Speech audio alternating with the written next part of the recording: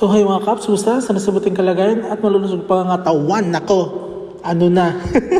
Sa last vlog ko, patungkol kay VP Sara na bumagsak ang rating. Kumusta naman ang ating presidente? Ay, syempre, ang karisma nito, iba pa rin. Hindi pa rin nagbago. Kaya nga naging presidente, di ba? So ito ang patunay na talagang ang ating mahal na Pangulong PBBM, talagang makarisma, makatao, at mahal ng masa. Ha? Alam niyo kung bakit? Ha? Alam niyo kung bakit? Maasa rin naman kayo mga DDS dyan. Meron video dito, papakita ko to sa inyo. Sa South Cotabato, mainit ang pagtanggap sa Mindanao kay Pangulong Bongbong Marcos. Mindanao, tandaan nyo. Sa loob ng 3 linggo, sunod-sunod ng Pangulo sa Zamboanga City, Zamboanga Sibugao, Zamboanga del Sur. Pagkatapos niyang namahagi ng maraming biyaya ang Pangulo sa Sultan Kudarat, Sarangani at General Santos, dinumog ang ating presidente.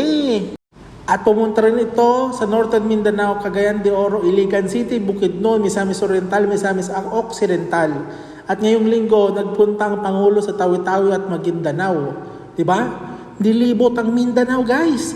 Marami nang kinakabahan, tumaas ang approval and trust rating. Habang tuloy-tuloy na, ibinubuhos ang mga tulong sa mga magsasaka, mga isda at mahihirap na pamilya.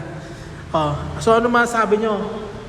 Dinudumog na, minamahal pa ng taong bayan, lalo na sa Mindanao, ang ating mahal na Pangulong Bongbong Marcos. Tumaas ang ratings. Trust ratings. Tumaas. Pero yung VP Sara ng mga DDS dyan, bumagsak. Ano ang indikasyon nito? Ibig sabihin nito, nagtatrabaho ng mabuti ang ating presidente para sa atin lahat. Lalo na sa mga mangingisda, sa magsasaka. Priorities ba?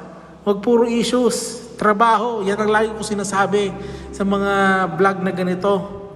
Ang iba kasi puro ngawa. Walang gawa. Basic lang naman kasi to. Ano na kayo? Sagot naman. Piko na naman dyan yung mga vlogger. Kitang-kita dito, mahal ng taong bayan ang ating mahal na Pangulong Bongbong Marcos. Sundin yung ganitong yapak. Yung trabaho lang. Asikaso. Para tumaas ang tiwala sa inyo ng tao. Panoorin yung video na to para mas lalo ko mainis sa mga DDS.